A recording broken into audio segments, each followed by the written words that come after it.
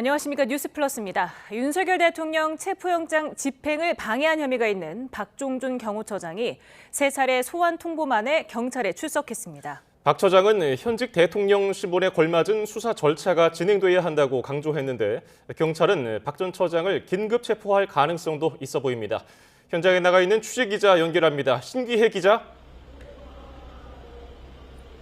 네, 경찰청 국가수사본부입니다. 네, 박 처장이 3차 출석 요구에는 응했군요. 네, 박종준 경호처장은 오늘 오전 10시 경찰에 출석해 8시간 가까이 조사를 받고 있습니다. 박 처장은 지난 3일 윤석열 대통령에 대한 체포영장 집행을 방해한 혐의를 받고 있습니다. 박 처장은 3차례에 걸친 출석 요구만에 경찰 조사에 응했는데요. 출석 전 최상목 대통령 권한대행에게 사직서를 제출한 거로 파악됐는데 최 대행이 이를 오늘 수리했습니다. 한 차례 소환 통보에 불응한 이광우 경호본부장은 오늘도 출석하지 않았는데요. 경찰은 오늘 13일에 출석하라는 내용의 출석 요구서를 보냈다고 밝혔습니다. 예, 박 처장은 윤 대통령에 대한 체포영장 집행이 잘못됐다는 입장이죠? 네, 박 처장은 유혈 사태를 막기 위해 최상목 대통령 권한대행과 윤 대통령 변호인단에게 체포영장 집행이 아닌 다른 대안을 찾아달라고 요구해왔다고 밝혔는데요. 대통령의 신분에 걸맞는 수사가 이뤄져야 한다고도 주장했습니다. 오늘 발언 들어보겠습니다. 현재와 같은 체포영장 집행 방식의 절차는 아니라고 생각합니다. 우리나라의 국격에 맞게 대통령에게 적정한 수사 절차가 진행되었으면 하는 바람입니다. 박 처장은 또 체포영장이 적법하게 발부된 게 아니냐는 취재진 질문에는 법리적으로 논쟁이 있을 거라고 생각한다는 입장을 밝혔습니다. 박 처장의 사표가 수리되면서 경호처가 박 처장 지시에 따라 영장 집행 저지에 나설 가능성은 사라졌습니다. 하지만 경찰이 경호처를 향해 영장 집행을 또 방해하면 현행범 체포하겠다며 공개적으로 경고해왔던 만큼 박 전 처장의 혐의가 중대하다고 보고 긴급 체포에 나설 가능성도 있어 보입니다. 경찰은 윤 대통령에 대한 2차 체포영장 집행을 앞두고 수도권 광역수사단 책임자를 소집했다고요? 네, 경찰 국가수사본부는 오늘 수도권 경찰청 광수단 소속 책임자들에게 오후 2시까지 국수본에 출석하라고 오후 2시까지 국수본에 모이라고 통보했습니다. 오늘 광수단 책임자들을 불러 모은 건 2차 체포영장 집행을 앞두고 구체적인 계획을 논의하기 위한 것으로 보입니다. 서울과 경기 남부, 경기 북부, 인천 등 수도권 4개 광수단 인원은 1,000명이 넘습니다.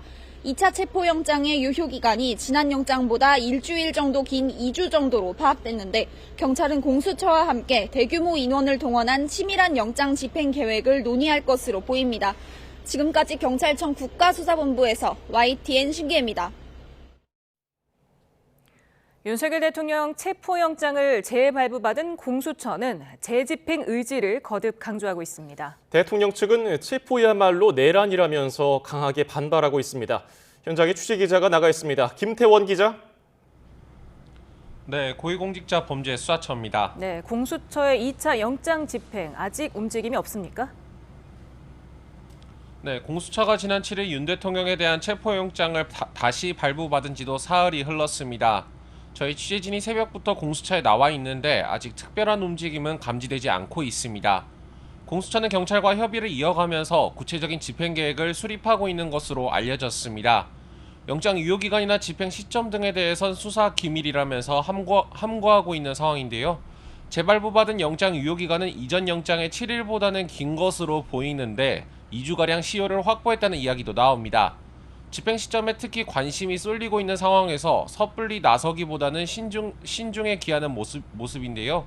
관저 진입 방법부터 인력이나 장비 동원 계획이 확정되면 투입 시기를 저울질할 것으로 관측됩니다. 결국 오동훈 공수처장과 국수본 지휘부 결단에 달린 문제인 만큼 영장을 집행하는 구체적인 시점은 여전히 유동적이라는 분석입니다. 예, 공수처는 거듭 체포 의지를 강하게 밝히고 있죠? 네, 오동훈 공수처장은 어제 국회 대정부 질문에 출석해 대통령을 내란 우두머리 혐의 피의자로 지목했습니다. 그러면서 체포영장 집행에 성실히 임하고자 한다고 강조했는데요.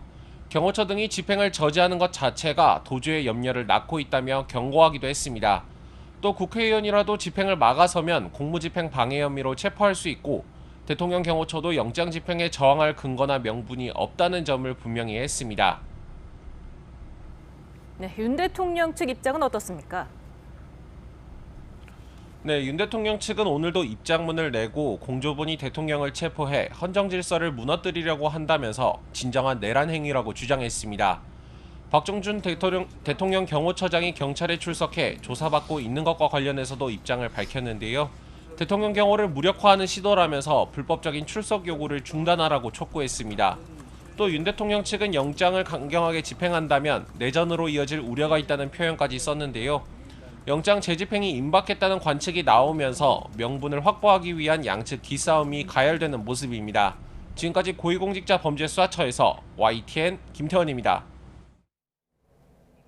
윤석열 대통령에 대한 2차 체포영장 집행 시기에 관심이 모이면서 추운 날씨에도 대통령 관저 근처에서는 탄핵 찬반 집회가 이어지고 있습니다. 현장에 취재 기자가 나가 있습니다. 윤태인 기자. 네, 서울 한남동 대통령 관저 앞입니다. 예, 올겨울 최강 한파가 불어닥쳤는데 집회 상황은 어떻습니까? 네, 하얀 입김은 물론이고 온몸이 떨릴 정도로 날씨가 춥습니다. 하지만 탄핵 찬성과 반대 측의 집회에서 사람들이 철수할 기미는 보이지 않고 있습니다. 새벽부터 저희 취재진이 나와서 관저 앞 상황을 살펴봤는데요. 맹추위 탓에 간밤에는 자리를 지키는 사람들이 많지는 않았지만 오후 들어서는 집회 참석 인원은 물론 이곳을 통행하는 사람들도 눈에 띄게 늘었습니다. 영하권 날씨에도 참가자들은 두툼한 외투와 모자, 마스크 등을 걸치고 추위를 버티고 있습니다. 제 뒤로 200m 정도 떨어진 도로에는 윤 대통령 지지자들의 탄핵 반대 집회 무대가 설치되어 있는데요. 이들은 탄핵 무효, 부정선거 척결 등 구호를 외치면서 윤 대통령 체포를 막아야 한다고 주장하고 있습니다. 반대로 조금 떨어진 곳에서는 탄핵 찬성단체가 본격 집회를 열고 조속하게 윤석열 대통령에 대한 체포영장을 집행하라고 목소리를 높였습니다. 양측 참가자들의 대치가 연일 이어지고 있어서 이들 사이에 물리적 충돌도 우려되는 상황입니다. 네, 오늘 관저 경계 상황은 어떻습니까? 네, 1차 영장 집행이 있었던 지난 3일에는 관저 주변에 접근하는 것 자체가 통제됐었는데요. 지금도 경찰 가림막이 곳곳에 설치되어 있기는 하지만 경찰이 시민 통행로를 확보하는 등 이곳 관저 주변을 통행하는 데는 큰 문제는 없는 상황입니다. 하지만 여전히 관저의 경비 태세는 여전히 삼엄하게 유지되고 있습니다. 관저 진입로의 철문은 차량이 출입할 때를 제외하고는 굳게 닫혀 있고 철문 뒤쪽으로도 대형 버스가 차벽을 이루고 있어서 시야가 차단돼 있습니다. 경호처는 1차 영장 집행 시도 이후 경내 곳곳에 원형 철조망을 설치하고 일부 출입문에는 쇠사슬까지 둘러서 체포영장 재집행에 대비하고 있습니다. 이곳에서 더 안쪽에 2차, 3차 저지선 상황까지 확인하기는 어렵지만 경호처는 이전보다 경계를 더 강화했을 것으로 예상됩니다. 지금까지 서울 한남동 대통령 관저 앞에서 YTN 윤태인입니다. 더불어민주당을 비롯한 6개 야당이 2차 내란특검법 처리를 위한 속도전에 돌입했습니다. 야당은 이미 여당 요구를 전폭 수용한 수정안을 발의한 만큼 여당이 지연 전략을 펴더라도 다음 주에는 본회의에 올리겠다는 방침입니다. 이준엽 기자입니다. 두 번째 내란특검법이 발의 하루 만에 국회 법제사법위원회 소위 심사를 진행했습니다. 민주당은 하루속히 내란을 진압하는 것이 최고의 국정안정 방안이라며 다음 주 본회의 통과를 목표로 잡았습니다.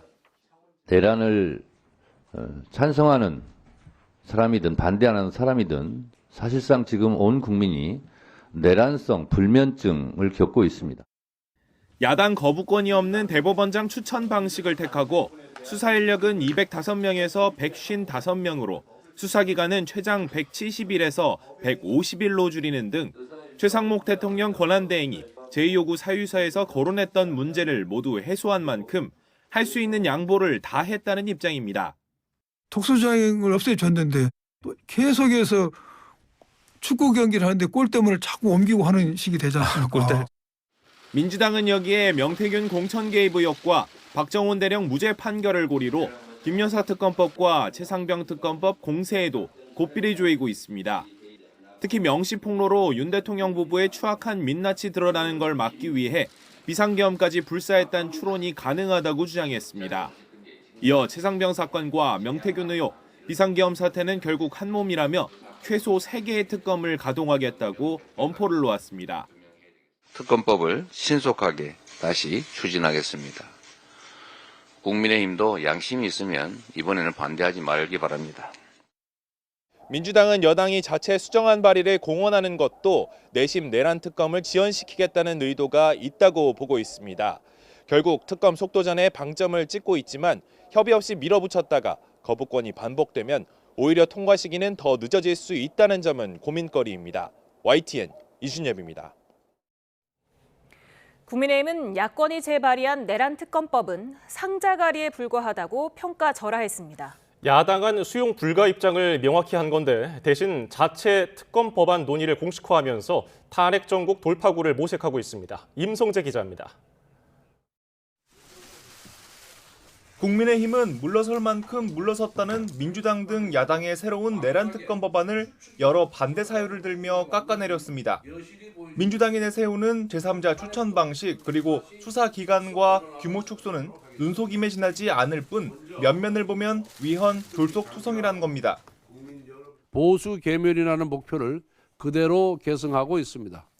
대단한 양보라도 한 것처럼 선전하고 있지만 실상은 포장만 바꾼 박스가리 특검법에 불과합니다.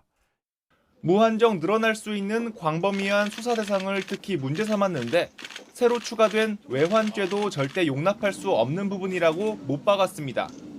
안보와 직결되는 대북 심리전이나 혹시 모를 도발에 대비한 방어 태세 훈련까지 외환이라고 규정짓는 건 그 자체로 문제란 주장입니다. 외환죄 부분은 협의 과정에서 협의가 이루어진다면 반드시 빠져야 될 부분이라고 생각이 됩니다. 그런 식의 인식을 하는 사람들이라면 우리나라에서 집권을 해서는 절대 안 된다는. 폐기 하루 만에 새 법안을 들이미는 게 맞느냐는 날선 반응이 법안 처리 관문인 국회 법제사법위원회에서 나온 것도 같은 맥락입니다. 이게 무슨 어디 베이커리에서 케이크 찍어내는 것도 아니고 법안을 이런 식으로 법안을 찍어내는 듯한 모습, 이거 국민들한테 결코 좋지 않다고 생각합니다. 다만 자체 특검안은 내놓지도 않으면서 야당 안에 무작정 반대만 하느냐는 여론과 당내에서도 나오는 수정특검 요구는 고민되는 측면입니다. 당 지도부가 특검 제도의 본래 취지를 살리면서 위헌 요소를 제거한 법안을 신중하게 검토하고 논의하겠다고 밝힌 것도 이와 무관치 않아 보입니다. 국민의힘은 당내 법률자문위에서 이 가칭 계엄 특검법 초안을 만들면 이르면 다음 주 의원총회에서 관련 논의를 이어간다는 계획입니다. 하지만 이미 경쟁적으로 수사가 진행 중인데 굳이 특검이 필요하냐는 당내 여론이 여전히 적잖은 만큼 실제 발의로 이어질진 미지수란 전망도 나옵니다. YTN 임성재입니다. 최상목 대통령 권한대행이 경호처와 공수처 사이 대립 해소를 위해 여야가 위헌 요소가 없는 특검법을 마련해달라고 밝혔습니다. 최상목 대행은 오늘 해법을 고심했지만 현행 법 체계에서는 두 기관 사이의 갈등의 출구를 뚫기 어려웠다며 이같이 밝혔습니다. 이번 발표는 윤석열 대통령 체포영장 집행과 관련해 최상목 대행이 밝힌 첫 번째 구체적인 입장입니다. 윤 대통령에 대한 체포영장 2차 집행 시도가 임박한 가운데 오늘 오전 경찰에 출석한 박종준 전 경호처장이 사직서를 제출했습니다. 체포영장 집행에 어떤 변수가 될지 사회부 백종규 기자, 이고은 변호사와 함께 자세히 살펴봅니다. 어서 오세요. 안녕하세요. 네, 지금 윤석열 대통령 체포 저지를 주도한 것으로 알려진 박종준 대통령 경호처장이 예상을 좀 깨고 오늘 3차 출석을 했고요. 경찰이 출석을 했고 사직서까지 제출했습니다. 어떻게 보셨습니까? 전 사실 오늘 출석 요구에 불응할 가능성이 크다라고 예상을 했는데요. 정말 저의 예상을 깨고 이제 3차 소환 요구에 이제 출석을 했습니다. 왜 그랬을까를 생각해 보면 일단 이 3차 이 출석 요구에 불응할 경우에는 사실상 체포영장 청구뿐만 아니라 구속영장 청구 가능성도 굉장히 높아집니다. 따라서 마지막 기회다라고 생각을 하고 오늘 출석하지 않은 것이 아닌가 싶고요. 그리고 보통 체포영장 같은 경우에도 사실상 3번까지 출석 요구를 했는데 불응할 경우에 영장 청구를 합니다. 그래서 이 부분을 우려했다라고 보여지기도 하고 또 1차 불응을 할 때 했던 얘기가 내가 오늘 아니면 내일까지 변호인을 선임을 해서 출석 일정을 이 경찰과 조율하겠다라고 이야기했기 때문에 그 부분의 말이 본인이 했던 언사와 만약에 어긋나는 경우에 강제 수사에 돌입할 수 있다라는 부분을 염려하지 않았을까 싶고요. 그리고 또 한 가지는 이제 긴급 체포의 가능성이 높다라는 점을 아마도 이 박종준 처장 같은 경우에도 본인의 변호인과 또 논의한 바가 있지 않을까 싶습니다. 그래서 긴급 체포나 혹은 또 이 강제 수사의 가능성을 낮춘다는 점, 또 2차적으로 나아가서는 구속영장도 사실상 청구돼 사전영장이 청구될 가능성도 굉장히 높기 때문에 이 부분의 청구의 가능성을 낮추기 위해서 이런 부분들 출석 요구에 응했고 또 더불어서 사직서 제출까지 나아간 게 아닌가 싶고요. 그리고 이런 논란이 있었습니다. 만약에 오늘까지도 출석에 불응할 경우 혹은 오늘 조사를 받고 이 구속영장이 청구되지 않은 경우에는 내일도 바로 또 다시 직무에 복귀를 해서 또 이 체포영장 집행을 저지하는 업무에 다시 돌아갈 수 있지 않느냐라는 우려들도 있었는데 예. 사직서가 제출됨으로 인해서 다시 범행이 계속해서 가담할 가능성을 낮춤으로 인해서 강제 수사가 청구될 가능성을 낮추는 것을 노린 것이 아닌가라는 추측을 조심스럽게 해봅니다. 예, 박종준 전 처장 오늘 경찰에 출석하면서 대통령 신분에 걸맞은 수사 절차가 필요하다고 얘기했거든요. 이건 어떤 의미로 해석이 됩니까? 네, 앞서 변호사님께 설명해 주셨듯이 경찰 안팎에서는 사실 박종준 처장 조사에 불응하거나 아니면 변호인을 늦게 선임해서 일정을 조율하거나 아니면 3차 출석에 응하거나 이렇게 다양한 시나리오가 사실 있었습니다. 예. 결국 박 처장은 막판에 이제 변호인을 선임해서 최종 출석 요구를 응하는 방식을 선택했는데요. 박 처장이 이렇게 얘기했습니다. 현직 대통령 신분에 걸맞은 수사 절차가 진행되어야 한다. 지금 같은 체포영장 집행 방식 절차는 아니라면서 우리나라 국격에 맞게 대통령에게 적절한 수사 절차가 이제 필요하다 이렇게 이야기를 했습니다. 그러면서 적법하게 발부된 체포영장을 막느냐는 질문에는 여러 법리적 이론이 있다 이렇게 말하면서 이제 말을 좀 아끼기도 했는데요. 이 말을 좀 해석해 보면 대통령이 이제 수사기관에 체포를 당해서 이제 구금당하는 것 자체를 용납할 수 없다는 의미 같기도 합니다. 그러니까 윤석열 대통령에 대한 3차 출석, 2차 영장 집행 이게 부당하다는 메시지를 이제 출석하면서 내려고 한 게 아니냐 예. 이런 분석이 나오고 있습니다. 지금 박 전 처장이 사직을 하면서 지금 그 빈자리를 김성훈 경호처 차장이 지금 직무대리를 하는 것으로 알려져 있는데 지금 김성훈 차장도 내일 경찰에 출석 예정이 돼 있지 않습니까? 어떻게 보십니까? 그러니까 이 부분이 지금 좀 난항을 겪을 것 같습니다. 왜냐하면 갑자기 처장이 사직서를 제출을 했고 수리가 되면서 갑자기 그 해당 직무가 공석이 됐습니다. 그러면서 김성훈 차장에게 그 직무를 대행하도록 되어 있으니 김 차장 같은 경우에 내일 출석 요구에 또 응하기가 굉장히 어려운 상황에 처했습니다. 왜냐하면 갑작스럽게 본인이 처장 임무를 대행하면서 어쨌든 지휘 체계랄지 또 그 업무 시스템 부분에 대해서 좀 정비를 한 다음에 경찰 수사에 응해야 된다라는 어떻게 생각하면 출석 요구를 거부할 수 있는 정당한 사유가 하나 생겨난 것이 아닌가 싶습니다. 그래서 현재 이 특수공무집행방해 혐의에 똑같이 동일하게 피의자 신분이 사실은 차장에게 이런 권한 대행을 맡기는 것이 사실상 맞는가라는 의문이 들긴 하지만 내일 경찰 출석 요구에 대해서는 이 갑자기 급변한 사정을 들면서 김성훈 차장이 출석 요구에 불응할 가능성이 있고요. 이 불응하기 전에 제 판단에는 아마 내일 오전 중으로 변호인을 먼저 선임한 다음에 이러한 서정을 변호사를 통해서 전달을 하고 출석 일자를 다시 한 번 더 조정하지 않을까 추측을 해봅니다. 예. 지금 경호처에 대한 그 여러 가지 경찰의 소환 조사가 이루어지고 있는데 어쨌든 지금 윤 대통령 2차 체포영장 집행을 앞두고서 전 경호처장이 이제 경찰에 출석하면서 이번 사건의 중대 분수령이 됐다. 지금 분수령을 맞았다. 이런 분석이 나오고 있죠.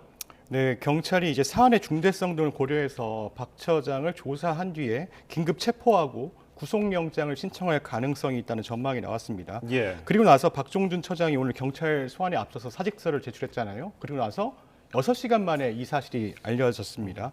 대통령 권한대행이 바로 이제 수리를 했고요.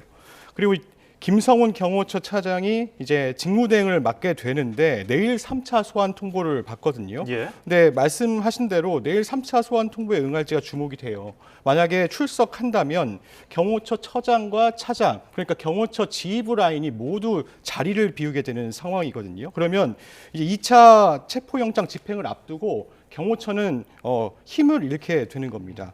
이 때문에 박 처장의 긴급 체포 여부 그리고 또 김성훈 차장의 내일 출석 여부가 2차 체포영장 집행을 앞두고 이번 사건의 변곡점이 될 수 있다 이런 평가가 나오고 있습니다.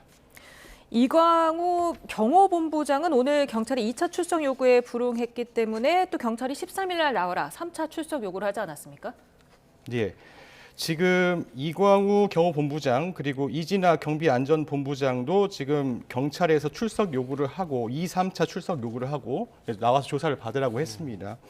네, 경찰은 이제 원래 시나리오를 보면요, 이제 체포영장을 발부받아서 윤석열 대통령 체포영장을 집행할 때 이제 같이 이제 먼저 체포하고 윤 대통령을 체포하겠다 이런 시나리오를 세웠던 것 같습니다. 그런데 오늘 박종준 경호처장이 이제 경찰에 출석하면서 이런 영장 집행 시나리오가 조금 꼬인 것 같아요. 그래서 이제 박 처장이 오늘 이제 경찰 소환에 응한 건 경호처 휘하 간부에 대한 이제 선처를 이제 간접적으로 유도한 거 아니냐 이런 분석도 나오고 있습니다.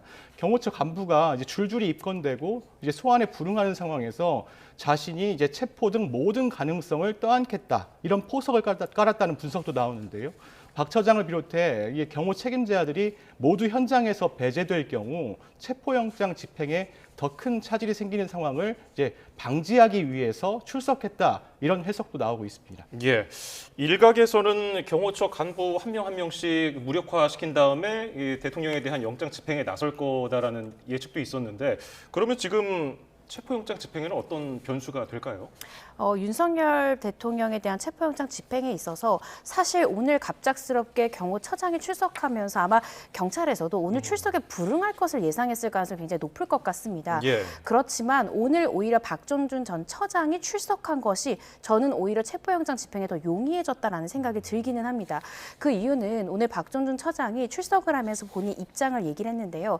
나름대로 경호처를 이끄는 처장으로서 경호처가 불가피한 상황이었다라는 것을 자신에 대한 방어뿐만 아니라 이 경호처에 있는 직원들, 자신의 부하 직원들에 대한 방어 논리를 일부 이야기한 것이 아닌가 싶습니다.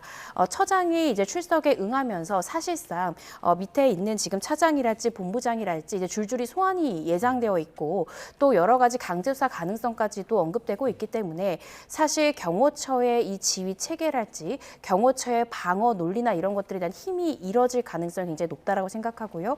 그렇다라고 한다면 아마 다음 주쯤 체포영장을 재집행했을 때 의외로 이러한 방어 저지선의 철회가 방어 저지선이 무너지는 확률이 굉장히 또 크지 않을까라는 생각이 듭니다. 네, 오늘 박종준 경호처장이 사직을 하면서 네. 긴급 체포 가능성이 좀 줄어들었다고 하셨는데 긴급 체포 요건이 어떻게 됩니까?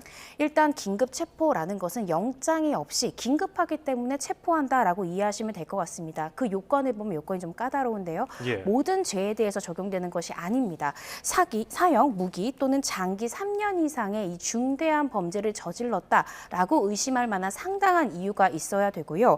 그리고 이 체포가 긴급해야 됩니다. 즉 도망할 우려가 굉장히 있어서 이 지방 법원의 이 판사에게 영장을 발부받을 만한 시간적 이유가 없을 때 또 체포의 필요성으로는 증거를 인멸하거나 도망 또는 도망할 우려가 있을 때 긴급하게 체포를 하게 되고요.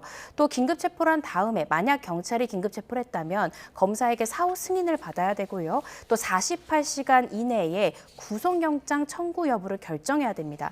제가 왜 박종준 전 처장에 대해서 긴급 체포할 가능성이 많이 줄어들었다라고 제가 판단한 이유는 48시간 내에 구속영장을 청구해야 되는 그 부분이 있다라는 점입니다. 예. 아마도 조심스럽게 예측을 해보자면 오늘 조사가 다 마무리되지 않을 것 같습니다. 추가 조사가 이어질 가능성이 굉장히 높다라고 생각되는데요. 그 이유는 결국 박종준 전 박종준 현재는 전 처장의 입을 통해서 확인하고 싶은 것이 결과적으로 이 체포영장을 저지하는 것에 있어서 누구의 지시 때문에 경호처에서 했는지, 즉 윤석열 대통령이 이러한 특수공무집행 방해에 함께 공모하고 공범인 여부도 아마 확인을 해야 되고요. 처장뿐만 아니라 차장, 본부장, 또 그 아래 직원들의 실행행위, 또 공모 내용 이런 것들을 이 박종준 전 처장의 입을 빌어서 여러 가지를 확인해야 됩니다. 이런 부분들이 굉장히 시간이 오래 걸릴 것이기 때문에 아마 오늘 야간 전에 1차 조사를 마치고 2차 조사 일정을 또 조율하지 않을까 싶습니다. 따라서 오늘 바로 긴급하게 체포하기에는 확인할 사항이 너무 많고 48시간 내에 구속영장을 청구한다는 것도 실질적으로 좀 어렵기 때문에 저는 긴급 체포의 가능성이 좀 낮지 않나 생각을 합니다. 박종준 전 경호처장이 경찰에 출석한 지 한 8시간 정도가 지났는데 이 경호처장이 경찰의 소환 통보에 응하자 윤 대통령 측은 반발하는 입장을 냈거든요. 어떤 내용들이 나왔습니까? 네, 윤석열 대통령 측은 이제 국가 안보에 중대한 위해를 좌초하는 것이다 이렇게 강조했습니다. 그러면서 지금의 상황은 자신의 임무를 다하는 이들이 그 소임을 저버리도록 하는 것이다 이렇게 이야기도 했습니다. 또 국가 안보마저 개의치 않겠다는 비정상적 행위라고 밝혔는데요. 또 불법 체포영장의 집행을 거부하고 군사상 비밀 장소에 대한 수색 거부하는 것은 법치주의와 법률에 근거한 당연한 조치다 이렇게 이야기도 했습니다. 그러면서 오히려 위법한 공무집행을 강행하려는 것은 공수처와 경찰의 책임이 있다. 이 책임이 지적이 되어야 한다 이렇게 밝혔습니다. 또 공수처는 불법 영장 집행에 대해서 특수 공무집행 방해 등의 혐의로 검찰에 고발돼 있다. 그러니까 검찰이 빨리 공수처에 대한 소환 일정을 통보해라. 이렇게 사실 이렇게 이야기를 했거든요. 이런 입장에 대해서는 어떻게 보십니까? 이 법적인 근거가 있는 건가요? 그러니까 윤석열 대통령 측에서는 현재 공수처가 내란죄에 대한 수사권이 없지 않느냐. 그러한 공수처가 수사를 하고 영장을 청구했고 영장 청구한 법원 또한 서부지방법원이기 때문에 이것은 불법한 영장이고 불법한 영장 집행이다. 따라서 검찰에서는 공수처를 이러한 공무집행 방해 등으로 여러 가지 혐의로 수사를 진행을 하라라는 주장입니다. 그렇지만 분명히 이런 주장은 할 수 있지만 저는 법조인으로서 윤석열 대통령 측의 주장은 조금 법적 근거가 부족하지 않나라고 생각을 개인적으로 합니다. 그 이유는 일단 서부지방법원은 분명한 재판 관할을 가지고 있습니다. 물론 원칙적으로는 중앙지방법원에 해야 하지만 이 한남동 관저를 관할하는 법원이 서부지법이기 때문에 분명한 관할권이 있고요. 또 1차뿐만 아니라 2차, 즉 영장 전담 판사가 한 번, 두 번 이렇게 바뀌었음에도 불구하고 동일하게 적법하게 영장이 발부가 됐기 때문에 적법하게 발부된 영장을 집행하려는 것을 두고 이 공무집행 방해다라고 우리가 또 볼 수는 없지 않을까 싶기 때문에요. 따라서 윤석열 대통령 측에서 이야기하고 있는 이런 주장이 법적 근거는 좀 빈약하지 않나라고 생각을 합니다. 공수처는 연일 체포영장 집행 의지를 강조하고 있는 상황인데요. 국수본은 오늘 수도권 광역수사단 책임자를 소집하기까지 했습니다. 영장 재집행이 임박했다고 지금 보여지는 게 좀 있습니까? 사실 체포영장 집행이 임박했다고 예단하기는 좀 어렵습니다. 1차 체포영장 집행 시도에 실패한 만큼 이제 경찰이 인력을 늘리는 것만큼은 확실합니다. 2차 체포영장 집행을 앞두고 이제 현장에 투입될 지휘관들을 오늘 이제 소집한 거예요. 경찰청 국가수사본부는 오늘 오후 2시에 서울과 경기 등 이제 수도권 광역수사단 책임자들을 국수본에 이제 모이라고 전달했습니다. 소집 대상 그리고 각 수사단의 형사 기동 대장이고요. 그리고 마약 범죄 수사 대장 등 지휘관들로 알려지고 있습니다. 국수본은 2차 체포영장 집행에 이제 구체적 계획을 공유하고 실현 가능성과 이제 법적 문제점 등을 논의하고 있는 것으로 보입니다. 어제 수도권 광역수사단과 안보수사대 등의 수사 동원령을 담은 공문을 보내기도 했거든요. 이 공문은 윤 대통령 체포영장 집행 때 투입을 준비하라 이런 내용이 들어 있었습니다. 그러면 이 인원들이 몇 명이나 되냐 보면 이제 광역수사대 인원들 그리고 기동대 인원들 이렇게 다 보면요 한 1000여 명 정도 형사기동대가 한 1000여 명 정도 될 거라고 예상이 되고 있어요. 그래서 수도권 인력만 한 1000여 명 정도가 모일 수 있다, 모일 가능성도 있다 이렇게 이야기가 나오고 있는데요. 다만 이 공문에는 정확한 이제 날짜와 시간, 이제 동원 규모는 명시돼 있지는 않았습니다. 지금 지난 7일 공수처가 법원에서 재발부받은 제2차 영장 유효 기간을 비공개하면서 지금 정확하게는 알 수 없습니다만 뭐 2주라는 얘기도 있고 3주라는 얘기도 나오고 있는데 이 정도면 넉넉하다고 보시는지요? 저는 그 안에는 좀 지금의 사태가 정리되어야 하지 않나라는 생각이 듭니다. 예. 아시는 것처럼 보통 체포영장을 발부할 때는 그 유효기간을 7일 정도로 하는 것이 보통입니다. 이 7일 이상의 유효기간으로 신청을 할 때는 그게 필요한 사유를 적시해야 되고 그 부분을 판사가 납득을 해야 됩니다. 그런데 현재로서는 일주일 이상은 분명한데 그렇다면 2주냐 3주냐에 대해서는 말이 나오고 있습니다. 그렇지만 이것을 더 장기화할 수는 없기 때문에 2주건 3주건 이번 2차 체포영장만큼은 그 유효 기간 안에 좀 집행에 성공해서 지금의 사태가 좀 정리되어야 하지 않나라는 생각이 듭니다. 예. 지금 언제가 가장 유력하다고 보시는지요?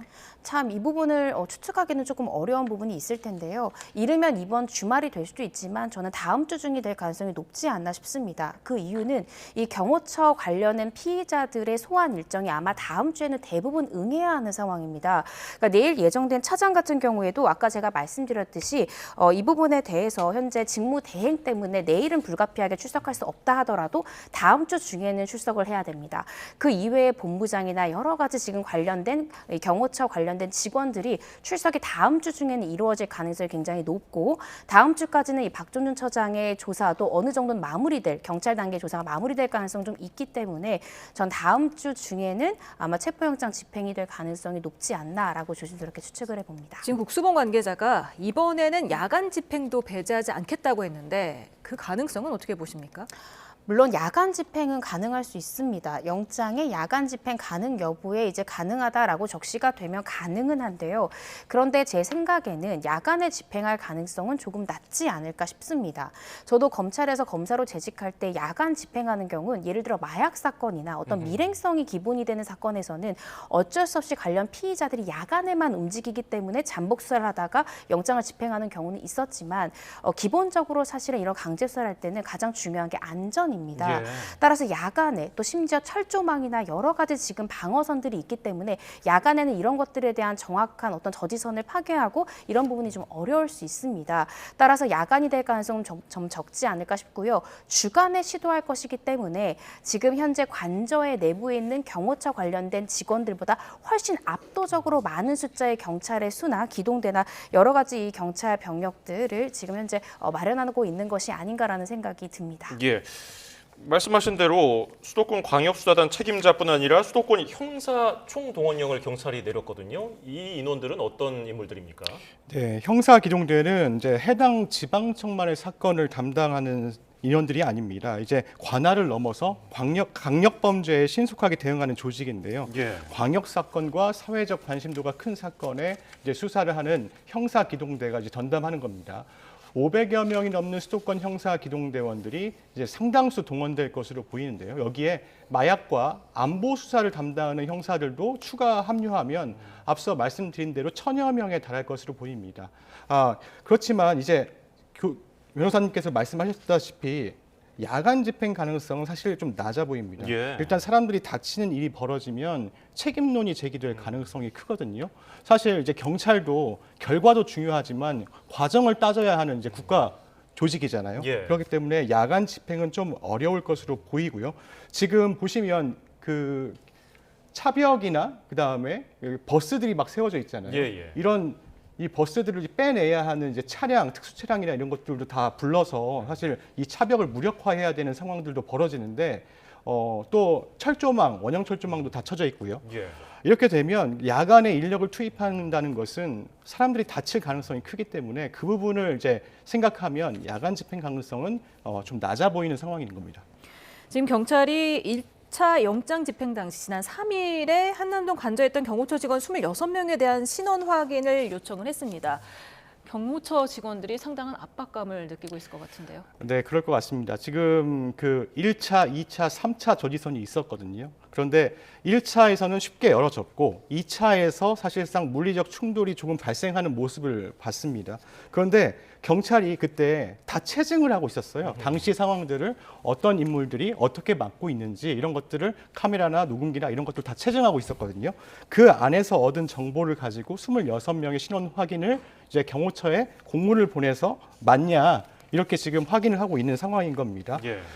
그래서 당시 이제 불법 행위 가담 정도 그리고 또 앞으로의 불법 행위 여부를 종합적으로 고려해서 경찰은 입건 여부를 결정할 것으로 보이는데요. 채증 자료가 많기 때문에 이제 판독 결과에 따라서 추가로 신원 확인을 할 수 있는 부분도 있거든요. 그렇기 때문에 추가 상황들을 바라봐야 되는 상황들이고요. 이 같은 이제 26명에 대한 신원 확인 요청 공문을 보낸 건 사실 2차 체포영장 집행 시기를 저울질하면서 경호처에 대해서 사전 압박 작업을 하는 것으로 보이거든요. 예, 미리 이제 경호처에 대한 압박 작업을 벌인 뒤에 경찰과 공수처가 이제 2차 집행 시기를 이제 결정할 것으로 보입니다. 지금 국수본 관계자가 경호처 직원들이 영장 집행을 방해한다면 그게 상급자 지시라고 해도 특수공무집행 방해 혐의로 처벌을 받을 수 있고 그 경우에 공모직 및 연금이 박탈당하는 결과를 안게 될 것이다. 이렇게 말을 했거든요. 네. 이게 좀 영향을 미칠까요? 어떻게 보십니까? 저는 영향을 많이 미칠 것 같습니다. 그리고 아까 기자님께서 말씀 주셨듯이 26명에 대한 지금 신원에 대한 특정 여부, 신원에 대한 확인을 하고 있는데 이것은 무슨 의미냐면 피해자로서의 입건 가능성이 높다라고 저는 보여지거든요. 예. 그런데 아까 말씀 주신 대로 이 특수공무집행 방해 같은 경우에는 보통 재판으로, 구공판으로 넘어가는 경우가 많고요. 그렇게 되면 최하 이제 집행유예 이상의 판결이 선고되는 경우가 많습니다. 그렇게 된다면 이제 연금이나 여러 가지에서 불이익을 받게 된다라는 점을 압박적으로 이야기를 했는데요. 그렇지만 분명한 것은 검찰에서는 기소유예라는 권한이 있습니다. 그래서 제 판단에는 일단 이제 지휘부의 가장 상층이라고 볼 수 있는 4명에 대해서는 아마 구공판이라든지 강력한 처벌을 내릴 가능성이 높지만 나머지 26명에 대해서는 일단은 피의자로 입건을 하고 나중에 경찰 조사를 받게 해서 일단은 이 저지선을 무너뜨리는 심리적 압박을 줄 것 같습니다. 이후에 이 사건이 경찰 수사를 거쳐서 검찰로 가게 되면 검찰에서는 어느 정도까지 인원에 대해서는 구공판으로 처분을 하고 어느 정도 인원에 대해서는 기소유예 처분을 하는, 그러니까 기소유예 처분받게 되면 불기소입니다. 따라서 어떤 형사처벌 전력이 남는 것은 아니기 때문에 일단은 피의자로 입건되는 범위 자체는 넓히고 이후에 검찰 단계에 이르러서는 일부 인원에 대해서는 선처를 해주는 그런 안을 생각해 볼 수 있을 것 같습니다. 네, 또 어제 국회에 출석한 오동훈 공수처장이 국회의원이라 해도 체포영장 집행을 막아설 경우에는 현행범으로 체포할 수 있다 이렇게 밝혔는데 원래 국회의원은 불체포 특권이 있는데 여기에는 해당이 안 되나 보죠?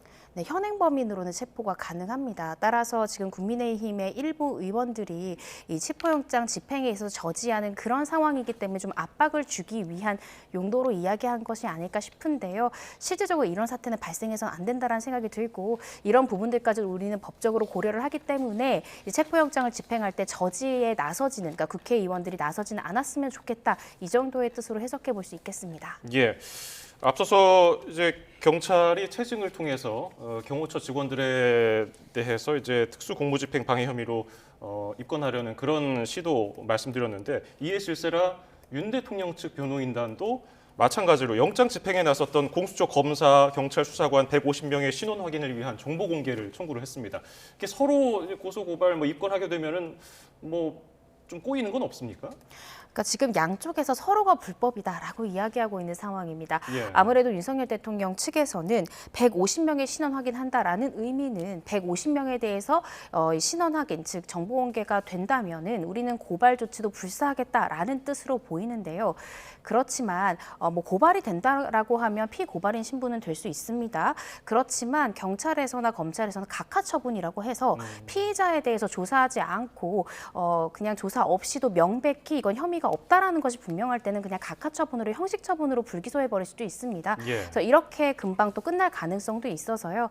그런데 지금 어쨌든 윤석열 대통령 측 변호인단이 150명의 신원 확인을 위해 정보공개 청구를 했다. 이 말은 일단은 이 해당 인원에 대해서 추가 고발할 가능성이 높은 상황은 맞는 것 같습니다. 네, 김용현 전 국방장관 변호인단이 오늘 기자간담회를 열었는데 비상계엄 수사가 내란 행위다 이렇게 얘기를 했어요? 네, 맞습니다. 내란죄 수사가 윤 대통령을 정치적으로 제거하려는 정치 세력이 주도하는 실질적 내란이다 이렇게 강조를 했습니다. 검찰의 이제 공소장은 내란의 주체를 윤 대통령이라고 잘못 기재한 오답 노트일 뿐이다 이렇게도 주장했습니다. 또 김 전 장관의 공소장 전체 83페이지거든요. 이 가운데 단 한 페이지가 직권남용 관련 공소 사실이 있다. 이제 검찰의 수사 권한이 있는 부분은 이 정도뿐이다 이렇게 강조를 하고 나선 겁니다. 그러면서 억지로 검찰이 직권남용 공소 사실을 끼워 넣어서 전체 수사의 불법을 은폐하고 있다고 주장하고 있습니다. 이어서 검찰의 공소사실에 대통령이 수십 차례 등장하는 것은 김 전 장관의 혐의에 대한 증거가 없음을 의미한다 이렇게 이야기했는데요. 또 대통령에 대한 피의 사실을 공표하고 누명을 씌워서 여론 재판을 하려는 치졸한 의도다 이렇게 반발했습니다. 그런데요, 이제 김 전 장관 변호인 그리고 사실 오늘 윤 대통령 변호인도 입장문을 냈죠. 그리고 박중준 전 지금 경호처장 쪽도 입장을 내고 있잖아요. 그러니까 이제 윤석열 대통령 측에서 이제 전부도 집단적으로 2차 체포영장 집행을 앞두고 이제 여론전에 나서는 것으로 좀 보여요. 지금 윤 대통령을 지지하는 사람들이 모여서 체포를 좀 막아달라 이런 그 메시지를 보내는 것 같은 느낌인데요. 그래서 이게 오늘 다 동시에 일어난 입장문들이기 때문에 윤석열 대통령의 지지층의 최대 결집을 노린 것 아니냐 이런 분석도 나오고 있습니다. 예. 지금 김용현 전 국방장관 변호인단이 밝힌 내용에 따르면은 검찰 공소 사실에 대통령이 수십 차례 등장하는 건 김용현 전 장관에 대한 혐의에 대한 증거가 없음을 의미한다. 김 전 장관 혐의에 대한 증거가 없음을 의미한다. 이게 여론 재판을 하려는 치졸한 의도라고 이렇게 주장을 했는데 이 점은 어떻게 보셨습니까?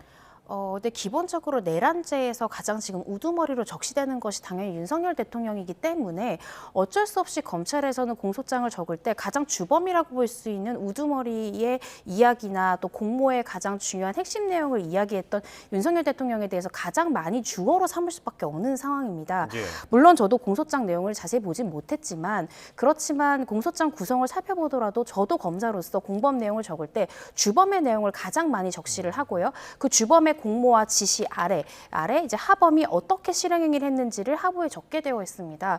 그래서 공소장의 당연한 구성이지 않을까라는 생각이 개인적으로 들긴 하는데요.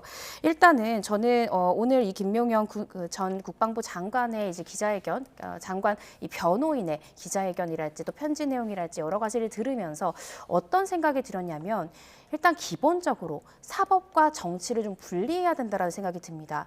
이 사건은 영장도 발부되었고 뭐 경찰이랄지 아니면 공수처랄지 수사가 이미 시작되어서 이미 사법에 대한 심사가 지금 시작되어 있는 상황입니다. 그런데 왜 지금 재판 단계, 즉 사법부의 판단을 앞둔 사건에 대해서 정치적으로 해석을 하고 아직 재판이 제대로 시작도 하지 않았는데 이것이 어떤 정치적으로 누군가를 제거하려고 한다 이런 식의 이야기를 하는 것이 어떻게 생각하면 사법부를 정치화시키려는 것이 아닌가라는 생각이 법조인으로서 들고요. 제 생각에는 윤석열 대통령이랄지 또 김용현 국방장관이랄지 억울한 부분 또 위법 수사인 부분, 위법식 증거인 부분 이런 부분은 정당한 사법 체계를 통해서 주장을 한다라고 해도 충분히 또 재판부에서 경청을 하고 그 부분이 문제가 있다고 하면 무죄 선고 등 여러 가지를 할 수 있다고 생각이 듭니다. 그래서 어떻게 생각하면 정치와 사법을 좀 분리해야 된다라는 생각이 들었던 그런 기자회견이었습니다. 네. 그런가 하면 국가인권위원회가 윤 대통령의 방어권을 보장해야 한다는 안건을 전원위원회에 상정한 사실이 뒤늦게 확인되지 않았습니까? 이 소식도 좀 전해주시죠. 네, 일단 이 안건을 보면요. 김용원, 한석훈, 김종민, 이한별, 강정의 비상임위원 5명이 발의를 한 건데요. 예. 그런데 안창호 위원장이 결재를 했어요. 해당 안건은요. 헌법재판소장에게 윤 대통령의 탄핵심판 방어권을 철저히 보장할 것 등을 권고하는 내용이 담겼습니다. 그리고 중앙지방법원장에게는 계엄 관련 재판에서 체포와 구속을 엄격하게 심사하고 보석을 적극 허가할 것, 검찰총장에게는 불구속 수사를 할 것과 구속영장 청구를 남발하지 말 것, 또 국회의장에게는 한덕수 국무총리에 대한 탄핵 소추를 철회하도록 권고했습니다. 그러면서 이제 윤석열 대통령의 이제 입장으로 보여요. 계엄 선포는 헌법이 대통령에게 부여한 고유 권한인 만큼 대통령이 계엄 선포를 결심한 이상 세부적인 계획 수립은 잘못도 비난받을 일도 아니다 이렇게 이야기도 했습니다. 그리고 이제 정치권을 향해서도 쓴소리를 했습니다. 예. 국회가 야당의 의석 숫자를 무기로 이제 정당한 사유 없이 탄핵 소추안 발의를 남용해 온 게 오히려 국헌문란이다 이렇게 적기도 했습니다. 근데 국가인권위원회가 이 같은 이제 사실상 윤석열 대통령 측의 편에 서는 입장을 낸 것 자체가 사실상 문제가 있다는 지적이 나오거든요. 이제 인권위 내부에서도 비판의 목소리가 나오고 있습니다. 인권위 노조는 이제 이 같은 행동은 내란 동조 세력의 정치적 술수이자 획책이라 이렇게 비판하고 있는데요. 예. 내란 주동자들에게 대한민국 법치주의의 영역 안으로 들어오라고 권고하는 것이 진정한 국가 위기 상황에 극복의 시작이다 이렇게 강조하고 나섰습니다. 또 내부도 문제지만 시민사회단체도 잇따라 비판의 목소리를 내고 있습니다. 예, 말씀하신 대로 지금 일부 시민단체 그리고 전직 인권위원들은 해당 안건을 폐기하고 지금 사태를 막지 못한 책임에 대해서 사과를 하라 이렇게 요구를 했는데 이런 현상들 어떻게 보셨습니까? 저는 기본적으로 사실 국가인권위원회의 성격을 좀 보시면요. 이 국가인권위 홈페이지를 가시게 되면 위원회의 성격에서 뭐라고 규정하고 있냐. 이 행정부, 사법부, 입법부로부터 어디도 속하지 않은 독립된 기구다라고 국가인권위 홈페이지 제1면에서 이야기를 하고 있습니다. 그만큼 어느 곳에 속해서 일방의 입장을 대변하는 것이 국가인권위가 아닌 만큼 사실상 오늘 저희가 지금 대담 계속 내내 윤석열 대통령 측과 또 공수처 측의 또 입장이 계속 갈리고 있고 서로가 서로에 대해서 공무집행을 방해하고 있다라고 첨예하게 대립하는 상황에서 아무리 대통령이라 하더라도 일방의 입장을 취해서 이 부분에 대한 방어권 보장에 대한 안건을 제시한다는 것이 과연 국가인권위가 가지고 있는 독립성을 해하는 것은 아닌지 한번 이 해당 안건을 지금 이야기를 했던 그 위원께서 한번 생각해봐야 되는 지점이 아닌가 싶습니다. 네, 그런가 하면 야권이 법안 폐기를 한 지 하루 만에 다시 내란 특검법을 발의하지 않았습니까? 이에 대해서 국민의힘이 내란 행위를 선전선동한 것도 수사 대상에 추가돼서 기사에 댓글을 단 일반 국민도 수사 대상이 될 수 있다. 이런 논리를 폈던데 이 부분은 어떻게 보셨습니까? 저는 사실 그것까지는 너무 정도가 지나치다라는 생각이 들고요. 수사 대상까지 되지는 않는다라고 생각합니다. 왜냐하면 모든 국민은 헌법상 표현의 자유를 가집니다. 따라서 지금의 사태에 대해서 사실상 국민 개개인마다 모든 의견이 다를 것이기 때문에 이것을 두고 또 어떤 수사의 대상으로 심지어 일반 국민에 대해서 그렇게 삼는다라는 것은 조금 지나치다고 생각이 들고요. 실제 어떤 고발 조치가 이루어진다라고 하더라도 전 처벌 가능성이 현저히 낮다라고 생각합니다. 그리고 또 외환죄가 추가된 것도 문제를 삼았던데 북한 도발에 대비한 여러 방어 훈련을 외환에 포함한 거면 그 자체로 문제고 또 북한을 외국으로 본다는 인식도 이론적으로 큰 문제다. 그러니까 법적으로 북한은 외국이 아니라는 건데 이 부분은 어떻게 보십니까? 사실은 외란죄 부분을 지금 현재 얘기하고 있는 것이 좀 맞지 않는 상황이다 생각이 들고요. 그런 인식 그 자체만으로 어떤 외환죄 이야기를 하는 것이 지금 현상에도 맞지 않고 범죄 성립이 좀 어렵지 않나라는 생각이 듭니다. 예, 오늘 이슈플러스 여기서 줄이죠. 지금까지 사회부 백종규 기자, 이고은 변호사였습니다. 두 분 고맙습니다. 감사합니다.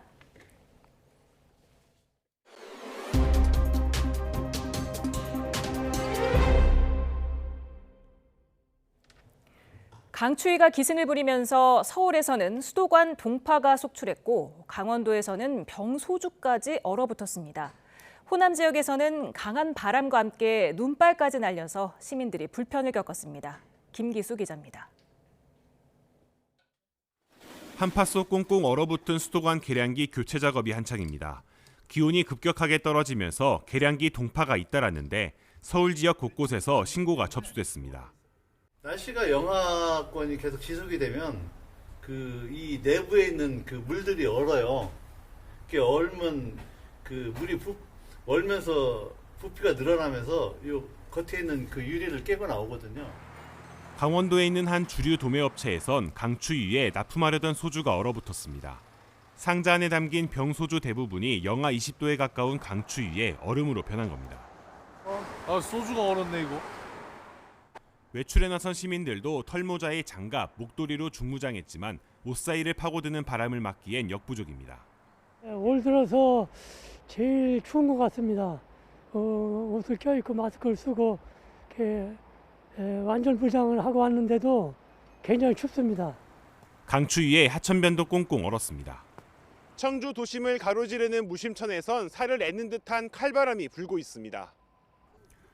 충청권 내륙 일부 지역에선 한파 경보가 내려지기도 했는데 충북 제천과 괴산, 보은 속리산은 아침 최저 기온이 영하 20도에 육박하는 매서운 추위가 기승을 부렸습니다.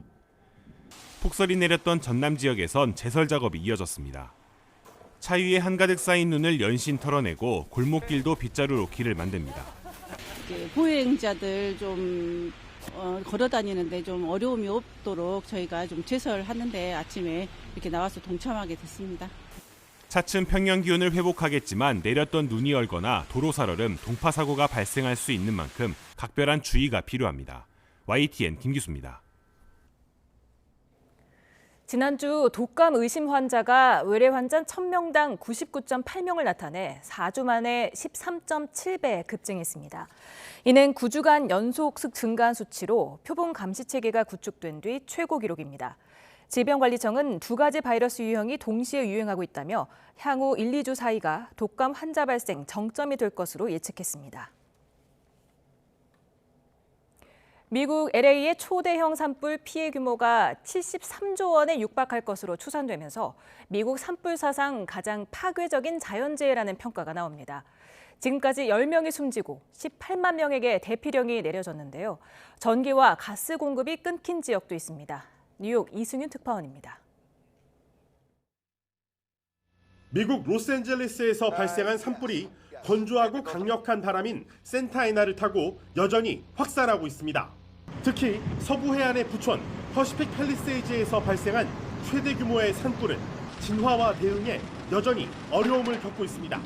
It is safe to say that the Palisades fire is one of the most destructive natural disasters in the history of Los Angeles. LA 카운티 보안관이 폭탄이 떨어진 것 같다고 묘사할 정도로 피해 지역은 초토화됐습니다. LA 카운티 전체 가구의 5.6%에 해당하는 51만여 가구에 전기 공급이 끊겼고 일부 지역에선 가스 공급도 중단됐습니다. With that, gas shutoffs continue to affect more than 15,000 people in Malibu from Brentwood Country Club to Pepperdine. 이번 화재로 인한 한인의 인명 피해는 아직 없는 것으로 파악됐다고 주 LA 총영사관은 밝혔습니다. 미국 최대 금융회사 JP 모건 체이스는 이번 LA 산불로 인한 경제적 피해가 73조 원에 육박할 것으로 추산했습니다. 설상가상으로 최근 수년 동안 보험사들이 미국 서부에서 산불이 자주 발생하자 사실상 철수하던 상황이라 피해 복구가 쉽지 않을 것이라는 우려가 나왔습니다. 미 국립해양대기청은 지구온난화에 따른 기후변화가 심화하면서 이번 산불과 같은 초대형 재난의 빈도가 훨씬 늘어났고 과거보다 강도 역시 훨씬 커졌다고 진단했습니다. 뉴욕에서 YTN 이승윤입니다. 미국 서부를 강타한 산불을 틈타 빈집털이도 기승을 부리고 있는 것으로 나타났습니다. 로버트 루나 LA 카운티 보안관은 산불 발생 이후 약탈과 절도 용의자 20명을 체포했다며 산불 위기를 틈탄 위법 행위를 절대 용납하지 않을 것이라고 말했습니다. 이런 가운데 산불 피해를 입지 않은 일부 지역에서는 방화 의심 사례도 보고되고 있습니다. 올해 의대 입시가 사실상 마무리되고 내년도 정원 확정을 앞둔 상황인데요. 최상목 대통령 권한대행이 의료계가 정부와의 대화에 복귀하면 내년도 의대 정원 확대 규모를 제로 베이스에서 유연하게 협의할 수 있다며 기존 정부 입장을 재확인했습니다. 들어보시죠.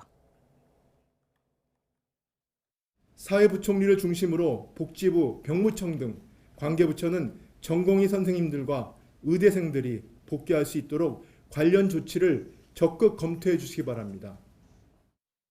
정부는 의료계의 대화 참여를 다시 한번 제안합니다.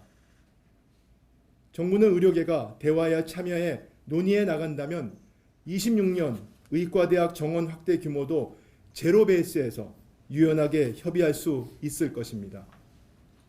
수급 전망과 함께 대다수의 학생들이 24년에 수업에 참여하지 못한 점, 각 학교의 현장 교육 여건까지 감안하겠습니다. 오는 27일 임시 공휴일 지정 검토로 길게는 9일 동안 긴 연휴가 가능해지면서 해외여행 수요가 늘고 있습니다. 침체한 여행 시장에는 활기가 돌고 있지만 본래 목적인 내수 진작 효과는 제한적일 거라는 부정적인 전망도 나옵니다. 황보혜경 기자입니다. 1월 27일 임시공휴일 지정 검토 소식에 시민들은 들뜬 표정을 감추지 못합니다.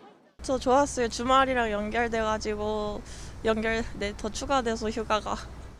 설 연휴가 주말을 포함해 엿새로 늘고 31일 하루 연차를 쓰면 길게는 9일까지 쉴 수 있게 되면서 해외로 나가려는 사람들도 늘고 있습니다. 한 여행사의 예약 현황을 살펴보니 연휴 첫날인 25일에 출발하는 예약이 20%로 가장 큰 비중을 차지했습니다. 장거리 여행 예약도 늘고 있습니다. 또 다른 여행사의 경우 이번 설 연휴 기간 유럽 여행 예약이 전체의 10%로 지난해 전체 평균 7%를 뛰어넘었습니다.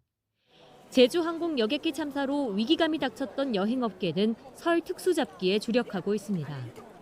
지난해 추석 시즌 같은 경우도 임시 공휴일이 지정되면서 당시 예약률이 한 30%가량이 급증했었습니다. 이제 미주, 또 유럽, 또 이제 그 아프리카, 이집트, 이런 좀 장거리 지역을 지금 좀 주력하려고 하고 있고요. 임시 공휴일은 다음 주 국무회의에서 의결되면 최종 확정되는데 연휴를 얼마 남기지 않고 논의가 이뤄져 아쉽다는 목소리도 있습니다. 지금 알아보려니 표도 조금 없는 것 같고 이제 가족 계획을 조금 휴가 계획을 세우기에는 조금 촉박한 것 같습니다. 또 정작 국내 자영업자에겐 큰 도움이 안 될 것이란 전망도 적지 않습니다. 이제 해외 소비가 늘어나면은 아무래도 국내 소비가 줄어들고 또 국내 여행이라든지 이런 부분도 이제 위축되니까 자영업자들 입장에서는 좀 피해를 입을 수 있다 이렇게 볼 수가 있죠. 긴 연휴로 국내보다는 해외여행으로 관심이 쏠리면서 정부가 목표했던 내수 경기 진작 효과는 크지 않을 것이란 우려도 나옵니다. YTN 황보혜경입니다. 올해 CES에서는 우리가 평소에 상상만 했던 물건들이 눈앞에 나타났습니다. 싱거운 저염식을 맛있게 먹을 수 있는 숟가락과 바늘이 없는 주사기 같은 기술인데요. 이색적인 미래 기술을 최하영 기자가 먼저 만나봤습니다. 제가 나와 있는 이곳은요, 전 세계 스타트업이 모인 유레카관입니다. 여기 신기한 거울이 있다고 해서 한번 와봤는데요. 제가 직접 거울 앞에 서보겠습니다. 이렇게 거울 앞에 서면요, 마치 백설공주의 마법 거울처럼 제가 간밤에 잘 잤는지, 그리고 저의 건강 상태는 어떤지 거울이 직접 말을 해줍니다. 이 숟가락은 일본 맥주 회사가 만든 소금 숟가락입니다. 숟가락에 미세 전류를 흘려 짠맛을 느끼게 해주는 건데 저염식도 맛있게 먹을 수 있는 시대가 됐습니다. 여기 시각장애인을 위한 인공지능 지팡이도 있습니다. 장애물을 감지해 촉각과 소리로 알려주고 마이크가 달려 있어 음성으로 길을 찾을 수도 있습니다. I will find a cafe. I will find a restaurant to have a lunch. Grand Lex Cafe is close to us and even I can start navigation to go there. 인공지능이 거칠애가 아닌 진정하게 활용된 사례로 평가받습니다. 안 아픈 주사는 없을까? 누구나 한 번쯤 해본 이 상상을 현실화한 반가운 주사기도 나왔습니다. 바늘 대신 레이저를 이용해 가늘고 빠르게 액체를 뿜는 방식으로 따끔함 없이 주사를 맞을 수 있습니다. 이곳의 또 다른 특징은 반가운 한국어가 참 많이 들린다는 건데요. CES에 참가한 스타트업 1,300여 곳 가운데 절반가량이 한국 기업입니다. 톡톡 튀는 아이디어와 열정으로 똘똘 뭉친 대학생들부터 눈빛도 되게 이글이글 열정이 넘치는 모습도 확인을 할 수 있었는데 제가 이제 앞으로 저도 이제 새로 사회로 들어가는 그런 새내기 입장에서 저런 분들의 그런 열정과 그런 노력들을 저도 같이 배우고 코트라와 지방자치단체, 대기업의 지원을 받은 스타트업까지 각자의 혁신 기술을 선보이며 전 세계인 앞에 눈도장을 찍었습니다. 미국 라스베이거스에서 YTN 최하영입니다. 정부가 오늘 제주항공 참사 유가족에게 1차 긴급 생계비 300만 원을 지급합니다. 고기동 행안부 장관 직무대행은 긴급 돌봄은 개별 상황을 고려해서 도움이 될 수 있도록 지원 한도와 대상을 확대해 탄력적으로 적용하고 있다며 이같이 밝혔습니다.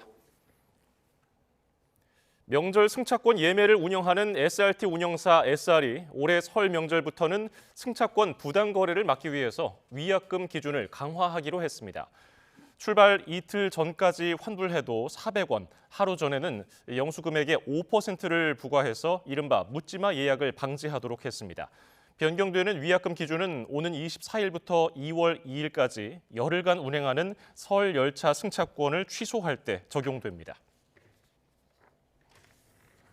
한파의 최대 고비를 넘겼지만 여전히 공기가 무척 차갑습니다. 현재 서울 기온이 영하 4.3도까지 떨어졌고요. 자정에는 영하 5도까지 내려가겠습니다. 내일 아침에는 서울 기온이 영하 8도, 대관령 영하 19도, 대구 영하 8도까지 떨어지는 등 오늘보다는 덜하지만 예년 기온을 2도에서 5도가량 밑돌며 무척 춥겠습니다. 반면 한낮에는 서울 1도, 대전 2도, 광주 3도, 부산 5도까지 오르는 등 한파가 누그러지겠습니다. 서해안과 제주도에는 눈비가 내리다가 내일 아침부터 잦아들겠지만 이후 모레까지도 오락가락 이어질 수 있겠습니다. 반면 다른 지역은 맑은 하늘이 함께하겠고 동해안은 매우 건조한 날씨가 이어지겠습니다. 휴일인 모레부터는 예년의 겨울 날씨를 회복할 전망입니다. 날씨 정보였습니다.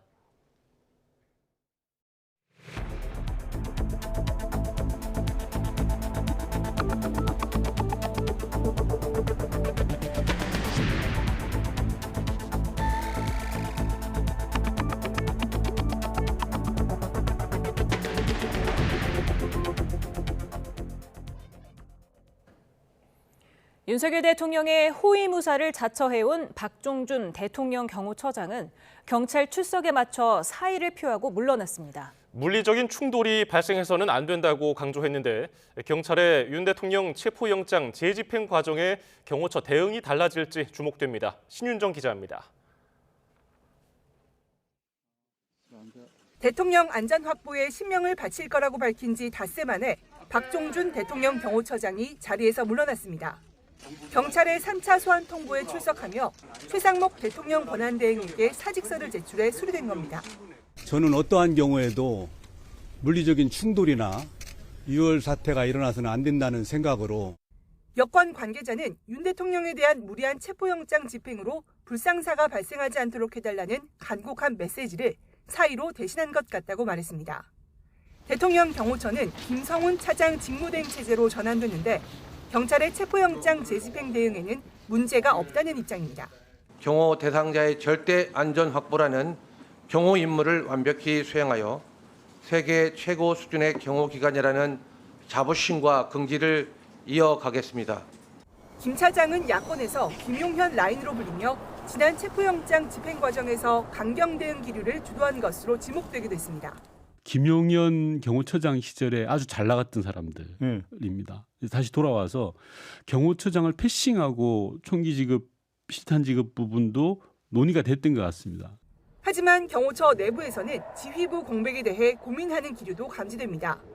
체포영장 재집행과 관련해 경찰이 압박 수위를 높이는 상황에서 그동안 주도적으로 영장 집행을 막아온 박 처장이 물러나고 김성훈 차장과 기타 본부장들도 소환을 앞두고 있기 때문입니다. 여기에 1차 집행 때와 달리 군과 경찰 경비단 지원마저 차단될 경우 경호처만으로 막아서야 하는 만큼 저지선 균열 가능성도 커지고 있습니다. YTN 신윤정입니다. 윤석열 대통령에 대한 2차 체포영장 집행이 임박하면서 대통령 측의 대응 기조가 체포는 막자는 쪽으로 이동하고 있습니다. 하지만 사법 절차는 지켜져야 한다는 목소리가 만만치 않습니다. 김영수 기자입니다. 탄핵안 통과 뒤 누구보다 가까이서 윤석열 대통령을 보좌한 경호처장은 경찰 조사에 나와 이런 말을 했습니다. 저는 현직 대통령 신분에 걸맞는 수사 절차가 진행되어야 한다고 생각합니다. 구속영장을 청구하거나 기소하라는 윤 대통령 측 요구를 돌려 말한 걸로 해석되는데 대통령에 대한 예우, 국격 추락 우려를 언급하는 여권의 주장과 함께 체포를 막는 데 목적이 있는 것으로 보입니다. 윤 대통령 측이 체포영장을 집행하다가 경찰과 경호처 사이 물리적인 충돌로 불상사가 생기면 대통령 권한대행이 책임져야 한다며 정부를 압박하는 것도 같은 맥락입니다. 하지만 사법 절차에 예외가 있어서는 안 된다는 목소리가 높습니다. 수사기관 입장에서는 법원에 영장을 청구해서 발부받은 이상은 집행하는 것이 원칙이라고 생각하고 있습니다. 특히 천대엽 법원행정처장은 체포영장 발부와 집행 저지까지 모두 국격을 해치는 일이라며 사실상 대통령을 직접 비판했습니다. 대통령께서 체포영장 집행 대상이 된다는 사실 자체에도 국격을 해치는 부분이고 또 발부된 영장이 집행되지 않는다는 사실 자체도 또 국격에 손상이 가는 일이라고 생각합니다. 또 정당한 이유 없이 저항하는 건 공무집행 방해가 될 수 있다며 공조수사본부의 체포영장 집행에 힘을 실었습니다. YTN 김영수입니다. 윤석열 대통령 측 변호인단이 체포영장 집행 저지에 군 병력을 투입하지 않겠다는 국방부 입장을 철회하라고 비판했습니다.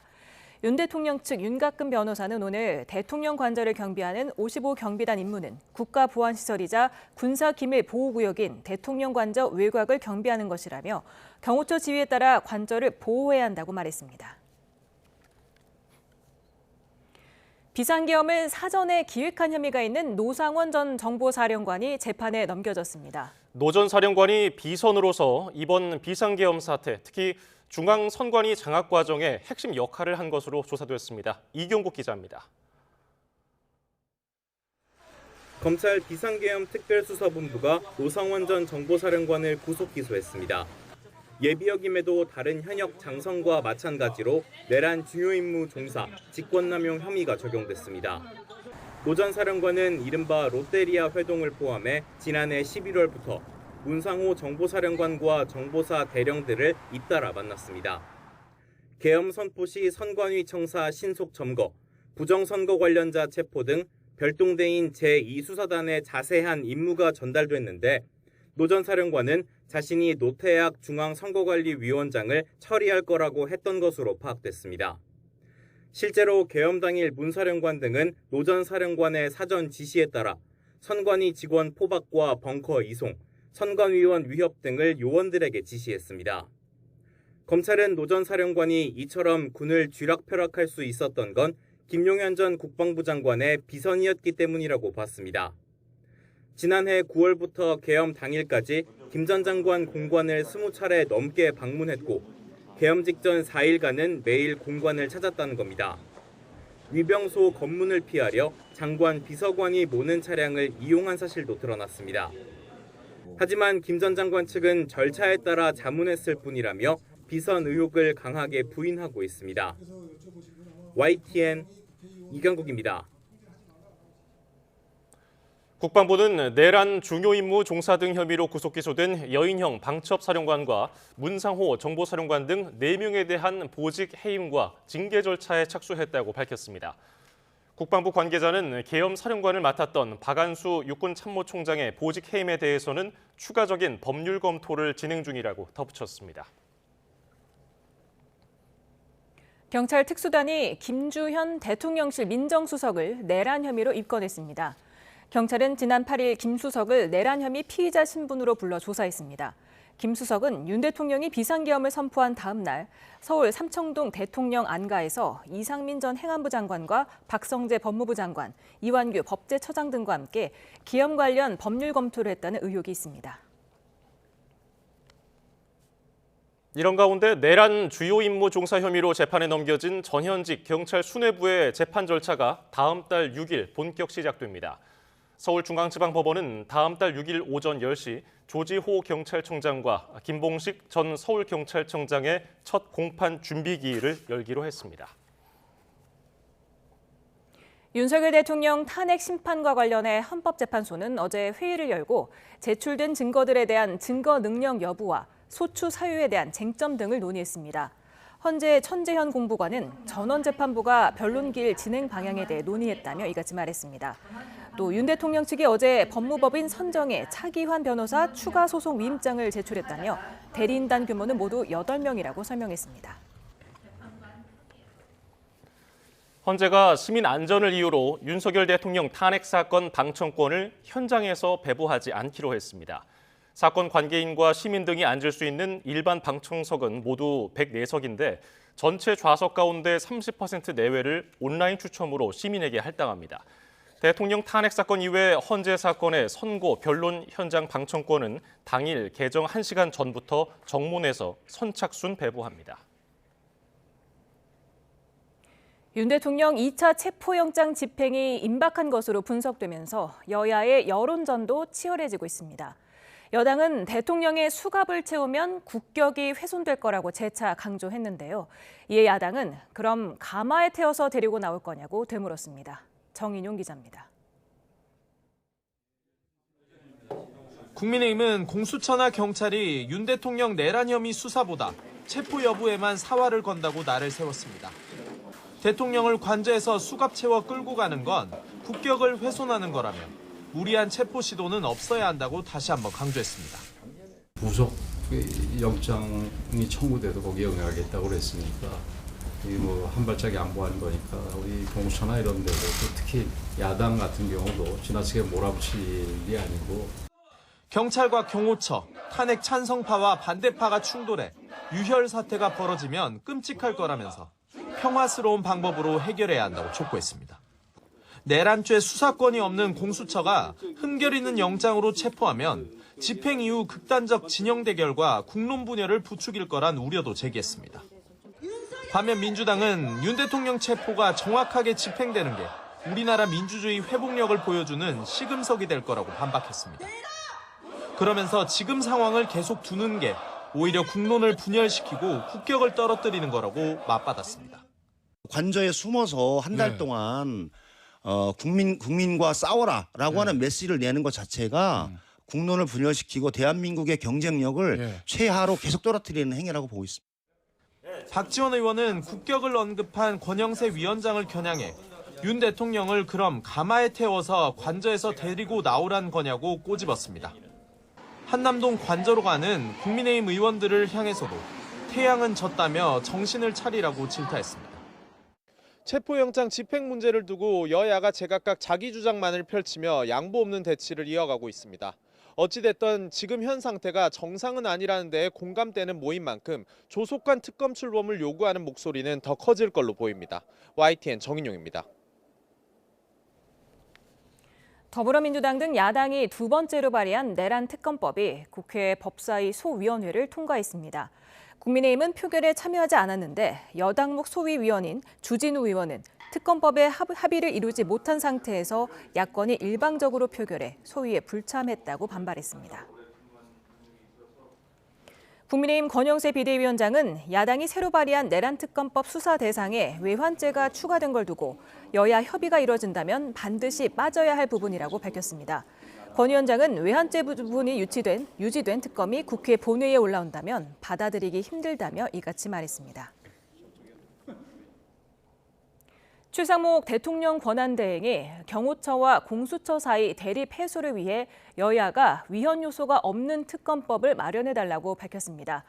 최상목 대행은 오늘 해법을 고심했지만 현행 법 체계에서는 두 기관 사이 갈등의 출구를 뚫기 어려웠다며 이같이 밝혔습니다. 야당이 이른바 백골단 기자회견 논란을 일으킨 국민의힘 김민전 의원의 국회의원직 제명을 추진키로 했습니다. 여당은 이미 끝난 사안이라며 선을 긋고 있지만 당내에서는 극우 인사들과 접촉면을 넓히는 일각의 행보를 두고 우려의 목소리도 감지됩니다. 강민경 기자입니다.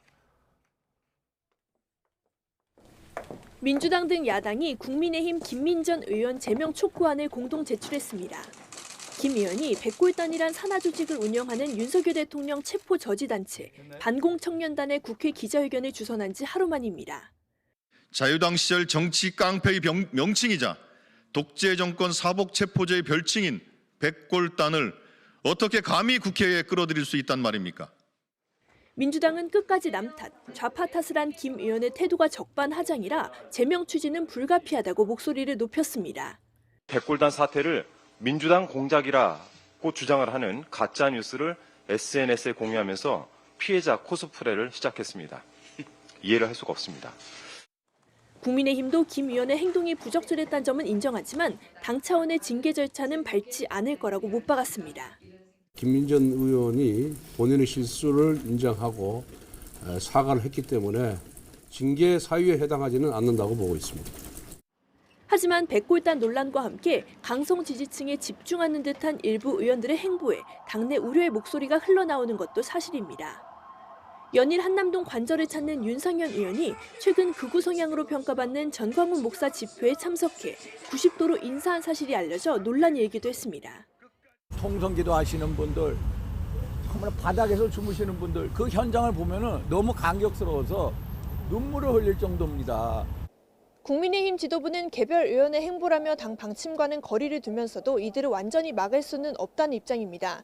계엄 동조 세력이란 야당의 비판에선 벗어나야 하지만 최근 당 지지율 상승에 기반이 된 강성 지지층과 결별할 수도 없는 진퇴양난의 상황을 보여주고 있다는 해석이 나옵니다. YTN 강민경입니다. 국민의힘 김민전 의원이 반공청년단에 국회 기자회견을 주선한 뒤 논란이 이어지자 당 차원의 사과가 나왔습니다.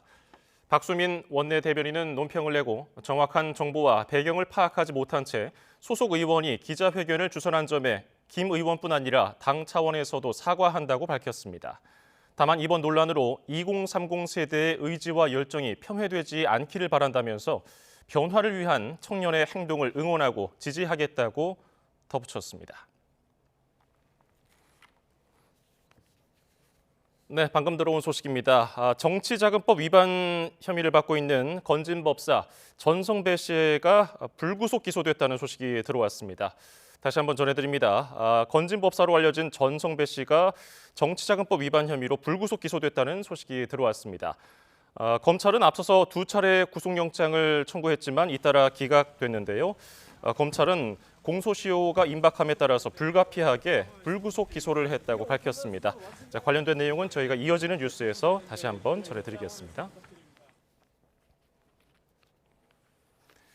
국민의힘과 더불어민주당 지지도가 12.3 비상계엄 사태 이전 수준으로 복귀했다는 여론조사 결과가 나왔습니다.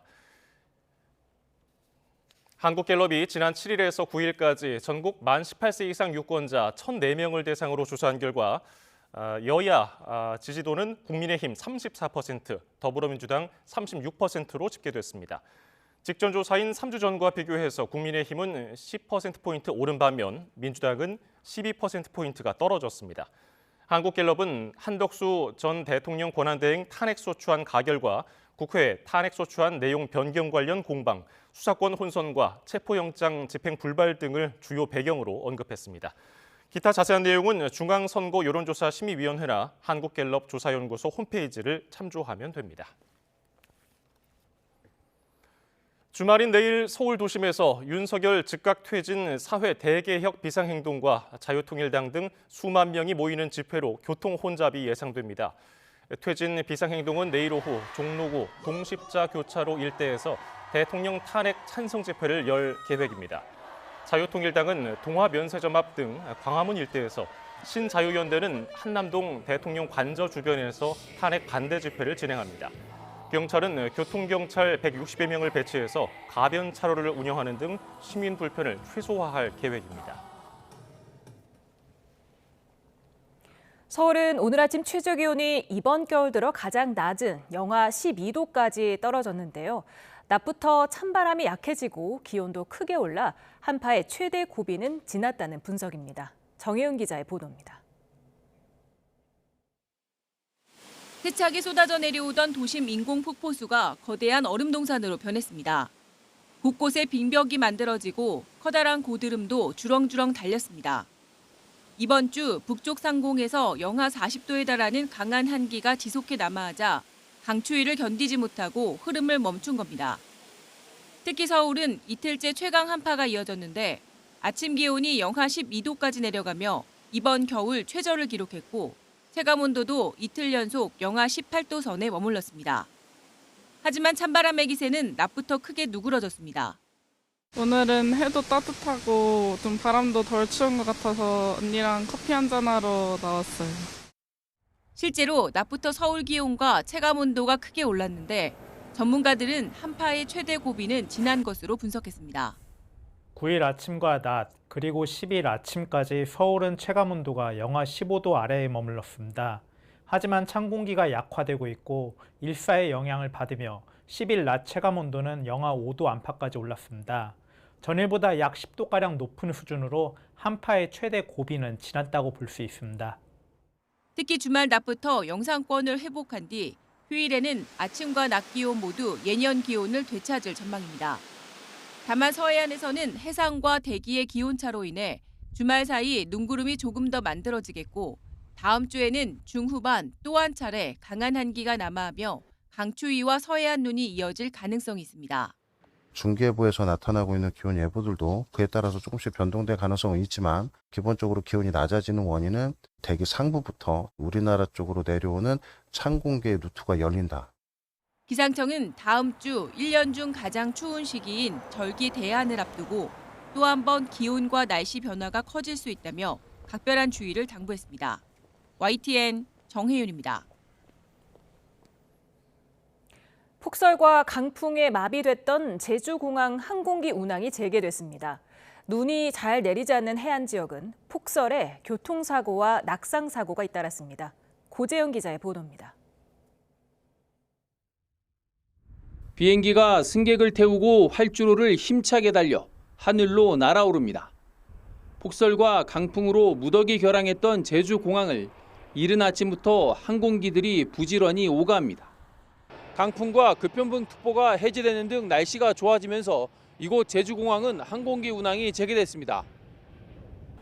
궂은 날씨로 인한 결항으로 제주에 발목 낀 만여 명을 수송하기 위해 특별기를 포함해 40여 편이 증편됐습니다. 그래도 대기자가 많다 보니 항공권 구하기는 쉽지 않습니다. 대기표를 구하려는 승객들은 이른 아침부터 공항에 나왔지만 기다림의 연속입니다.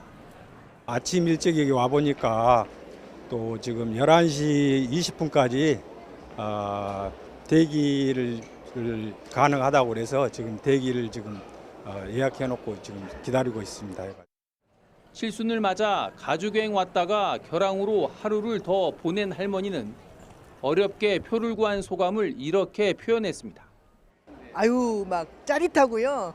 아주 그냥 그 구하는데 같이 모든 식구가 같이 봤거든요. 6식구가 그냥 그거 구입하고 나서 통쾌했어요. 제주 해안 지역은 잘 내리지 않는 눈이 쌓이면서 사고가 잇따랐습니다. 눈길에 교통사고가 30여 건 발생했고 소방당국에는 낙상사고와 차량 고립 등 20여 건이 접수됐습니다. YTN 고재영입니다. 부산 지역에서 한파에 따른 고드름 발생과 수도관 동파 등이 잇따라 소방당국이 안전조치를 벌였습니다. 오늘 오전 10시 반쯤 부산 중동에 있는 아파트 외벽에 고드름이 있다는 신고가 접수돼 소방대원들이 제거 작업을 벌였고 연산동과 서대신동 등에서는 수도관 동파 신고 3건이 접수됐습니다. 또 광안동에 있는 주택 물탱크 배관이 동파되면서 도로가 얼어붙고 지하실이 침수되는 등 부산에서는 한파 관련 신고 9건이 소방당국에 접수됐습니다. 오늘 오후 1시 반쯤 경기 용인시 유방동에 있는 4층짜리 빌라 1층에서 불이 나 외벽 등을 태운 뒤 20분 만에 꺼졌습니다. 거주자와 작업자 등 3명이 스스로 대피해 다친 사람은 없었습니다. 경찰과 소방은 해빙 장비를 이용해 언 배관을 녹이다가 장비에서 불꽃이 튀면서 불이 난 걸로 보고 있습니다. 새 아파트에 입주하려고 들어갔는데 아파트를 지은 시공사가 갑자기 출입을 막았습니다. 한파특보가 내려진 가운데 강원도 춘천 신축 아파트에서 벌어진 일인데요. 시공사 측은 공사비가 애초 예상보다 더 들었다며 주민을 볼모로 시행사와 갈등을 벌이고 있습니다. 홍성욱 기자가 취재했습니다. 강원도 춘천의 신축 아파트입니다. 입구에 유치권 행사를 위해 출입을 막겠다는 현수막이 걸렸습니다. 784세대가 들어가는 민간 임대 아파트. 최근 자치단체 준공 승인에 이어 주민 입주가 시작됐는데 갑자기 시공사가 각 세대 열쇠를 가져간 뒤 입주를 막았습니다. 시행사로부터 공사대금 300억 원을 더 받아야 한다는 게 시공사 측의 주장. 청천벽력 같은 소식에 입주 예정자들이 모였습니다. 유치권 행사로 당장 은행 대출이 막힌 입주민은 난감합니다. 대출 받으려고 오늘 일을 아예 하루 빼고 왔는데 지금 아예 대출을 받을 수 없는 상황이니까 지금 그냥 시간만 허비하고 있는 상황, 이런 상황입니다. 기존 집을 비워주고 입주하기 위해 이삿짐까지 싸놓은 주민들은 더 난처합니다. 집을 비워주고 새로운 곳으로 이사 가는 거를 몇 달 전부터 다 세팅을 해놓고 가잖아요. 근데 전날에 이제 입주를 못하게 되었다라는 말을 듣고. 주민들은 시공사가 주민들을 볼모로 유치권을 행사했다며 강하게 반발하고 있습니다. 자치단체 담당자까지 나왔지만 속 시원한 해결책을 내놓지는 못했습니다. 시민들을 볼모로 이런 행태를 만들면 안 되죠. 그건 당연합니다. 저희도 안 돼요. 시공사 상공가가 내려와 있어요. 내려와 있으니까 올라가서 빨리 확인하세요. 시공사 측은 재료값과 인건비 상승으로 처음 계약과 달리 공사비가 300억 원이나 올라 계약 변경을 요구했지만 시행사가 받아들이지 않아 이런 결정을 내리게 됐다고 밝혔습니다. 저희들은 공사비는 못 받는데 그냥 계속 입주시키고 시행사에서는 돈을 유용하게 다른 데 쓰게 냅둬야 됩니까? 저희는 회사는 그냥 불이익을 받고 공사비 지급도 못 받으라는 얘기 아니잖아요. 아직 입주하지 못한 주민이 600세대 이상. 공사 대금을 놓고 시행사와 시공사가 갈등을 벌이며 애꿎은 주민들만 피해를 보고 있습니다. YTN 홍서욱입니다. 올해 의대 입시가 사실상 마무리되고 내년도 정원 확정을 앞둔 상황입니다. 최상목 대통령 권한대행이 의료계가 정부와의 대화에 복귀하면 내년도 의대 정원 확대 규모를 제로 베이스에서 유연하게 협의할 수 있다면서 기존 정부 입장을 재확인했습니다. 직접 들어보시죠. 사회부총리를 중심으로 복지부, 병무청 등 관계부처는 전공의 선생님들과 의대생들이 복귀할 수 있도록 관련 조치를 적극 검토해 주시기 바랍니다.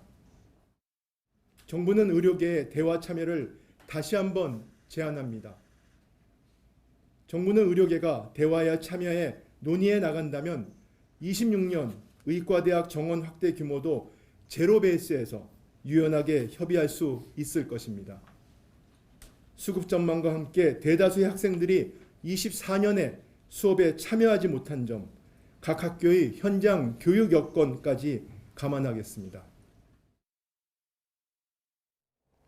교육부가 당정 협의를 통해 AI 디지털 교과서를 교육 자료로 규정한 법안에 대해서 거부권을 행사하기로 했다고 밝혔습니다. 이주호 교육부 총리 겸 교육부 장관은 오늘 정부 서울청사에서 열린 브리핑에서 고위 당정 협의를 통해 제의 요구하기로 했다고 말했습니다. 다만 이후 본회의에서 어떤 결론이 나더라도 올해 1년 동안은 일선 학교에 AI 교과서 사용 선택권을 주기로 했다고 설명했습니다. 정부는 또 노인 기준 연령을 65세에서 75세로 높이는 문제에 대해 사회적 논의에도 착수합니다. 보건복지부는 오늘 발표한 2025년 주요 업무 추진 계획에서 건강과 경제력을 바탕으로 은퇴 뒤에도 왕성한 사회활동을 하는 액티브 시니어가 등장했다며 노인 기준 연령에 대한 사회적 논의를 시작한다고 밝혔습니다. 이를 위해 전문가 간담회 등을 열어서 노인 연령 조정에 따른 정년 연장과 대중교통 할인 등 복지 혜택 변화 등에 대한 의견을 수렴할 계획입니다. 서울시의 신규 쓰레기 소각장 건설에 제동이 걸렸습니다. 법원은 입지선정위원회 구성에 하자가 있다며 마포 주민들의 손을 들어줬습니다. 김현아 기자입니다. 서울시는 내년 수도권 생활 폐기물 직매립 금지를 앞두고 소각장 현대화를 추진해왔습니다. 이를 위해 마포구에 신규 소각장을 짓고 원래 소각장과 새 소각장을 함께 가동하면서 다른 지역 소각장들도 현대화할 계획을 세웠습니다. 하지만 마포구 주민들은 소각장 두 곳이 함께 가동되는데 크게 반발했습니다. 또 주민 동의 없이 시가 밀어붙이고 법령상 절차도 위반했다며 소송을 제기했습니다. 서울행정법원은 이에 대해 입지선정위원회 구성에 하자가 있고 입지 후보지 타당성 조사를 위한 전문 연구기관의 선정에 관련해서도 절차적 하자가 있다며 원고 승소 판결했습니다. 서울시는 이번 판결에 대해 판결문을 분석한 뒤 다음 달 초 항소하겠다는 입장을 밝혔습니다. 또 항소와 연계해 마포 광역자원회수시설 건립 관련 향후 대책도 추가로 마련할 계획입니다. 정부와 서울시는 앞서 2015년부터 수도권 대체 매립지를 찾기로 했지만 아무 성과가 없었습니다. 이후 오세훈 시장 들어 뒤늦게 소각장 건립이 추진됐지만 이번 법원 결정으로 신규 소각장 건설이 전면 중단되면서 서울시 쓰레기 처리 문제는 당장 발등에 불이 될 전망입니다. YTN 김현아입니다. 기록적인 한파와 폭설이 일본을 연일 강타하는 가운데 인명피해도 잇따르고 있습니다. 6명이 숨지고 도로 미끄럼 사고가 이어지고 있는데요. 주말이 고비가 될 전망인데 눈이 그친 뒤에도 여파가 상당히 이어질 것으로 보입니다. 도쿄에서 김세호 특파원의 보도입니다. 마을에 눈이 거세게 몰아치고 집들은 지붕만 간신히 보입니다. 마당에 눈이 산더미처럼 쌓여 현관으로 들어갈 수도 없을 정도입니다. 제설차가 미처 도달하지 못한 지역 주민들은 직접 얼어붙은 눈을 부숴가며 길을 트고 있습니다. 저 시발이대로 가라. 타이란이 되기로 가나도 못해. 연일 폭설이 이어지면서 적설량이 2m에 육박하는 곳도 잇따르고 있습니다. 思いっきり雪が頭にドガーってなりました。 50대 여성이 자택 근처에서 눈에 파묻혀 숨진 채 발견되는 등 인명 피해도 잇따르고 있습니다. 니가타현에서는 대형 트럭이 미끄러져 차량 100대가 정체되는 등 도로 곳곳에서 눈길 미끄럼 사고도 이어졌습니다. 신칸센 일부 노선은 속도를 줄여 운행하면서 목적지까지 50분 정도 지연되기도 했습니다. 아오모리현, 홋카이도 등 일부 지역에서는 물품 운송도 차질이 빚어지고 있습니다. 자칫 고립될 것을 우려하는 주민들은 서둘러 비상식량 구매에 나섰습니다. 雪が多くなって出れなくなると困るのでちょっと買いだめに来ました。 주말까지 수도권 일부를 포함해 많은 곳은 60cm까지 눈이 더 쌓일 것으로 예상됩니다. 일본 기상청은 폭설과 눈보라로 인한 교통차질, 정전 같은 각종 폭설 피해에 주의를 기울여 달라고 당부했습니다. 도쿄에서 YTN 김세호입니다. 미국 서부 최대 도시 LA에서 동시다발로 발생한 산불이 강풍을 타고 사흘째 계속되는 가운데 지금까지 10명이 숨지고 18만 명에게 대피령이 내려졌습니다.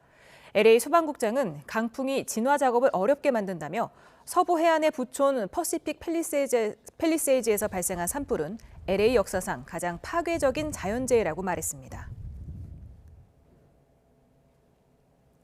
이슬람 극단주의 무장단체 보코하람이 아프리카 내륙국가 차드의 대통령궁을 습격했습니다. 35년째 새해 첫 아프리카 순방에 나선 중국 외교부장이 다녀간 지 불과 몇 시간 뒤였습니다. 이게 어떤 의미인지 베이징 강정규 특파원이 보도합니다.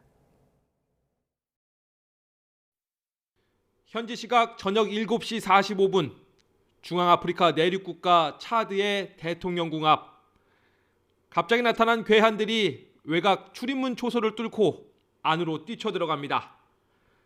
한바탕 총격전이 벌어진 뒤 습격조 24명 가운데 18명이 사살되고 나머진 생포됐습니다. 허리에 권총을 차고 나타난 정부 대변인 겸 외무장관은 제압에 성공했다며 생중계에 나섭니다.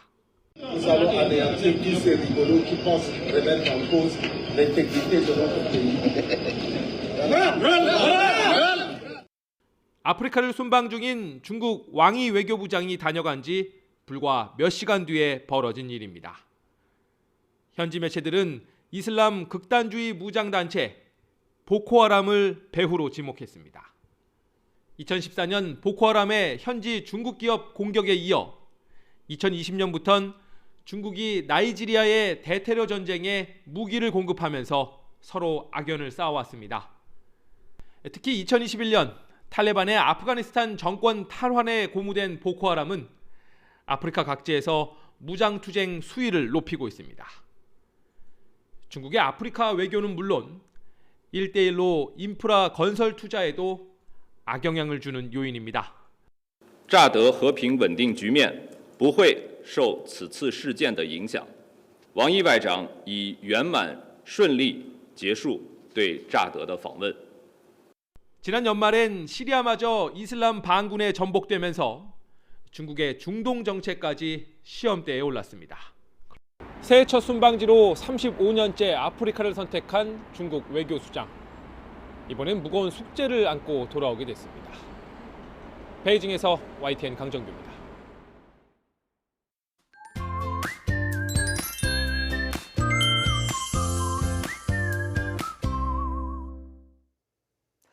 강력한 한파에 외출하기 힘든 요즘입니다.